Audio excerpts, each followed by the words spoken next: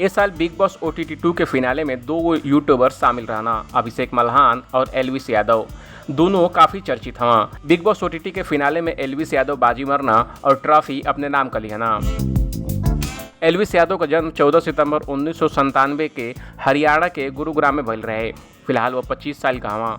वो एगो चर्चित यूट्यूबर हवा। साल 2016 में 19 साल की उम्र में वो अपन पहला यूट्यूब चैनल शुरू के लिए रहना। एल्विस का नाम पहले सिद्धार्थ रहल। उनका बड़का भाई उनका नाम एल्विस रखल चाहत रहना, लेकिन भाई का असामयिक मौत हो गई, जेकरे बाद वो अपन नाम एल्विस यादव रख लिया। एल्विस यादव गुरुग्राम के MT इंटरनेशनल स्कूल से पढ़ाई कैले हवा। स्कूलिंग पूरी कैले के बाद वो दिल्ली यूनिवर्सिटी के हंसराज कॉलेज में एडमिशन लेना और कॉमर्स में बैचलर की डिग्री हासिल कैना। मीडिया रिपोर्ट का मानल जा तो यूट्यूब चैनल और सोशल मीडिया एंडोर्समेंट से एल्विस यादव महीने में लगभग 10 से 15 लाख रुपए कमाना। यूट्यूब पर एल्विस यादव के नाम से 2 चैनल बाटे, एल्विस यादव और एल्विस यादव ब्लॉग्स। वो दोनों पर अलग अलग कंटेंट अपलोड करेना। एल्विस के इंस्टाग्राम प्रोफाइल से साफ पता चलेला कि वो लग्जरी कार का बहुत शौकीन हवा।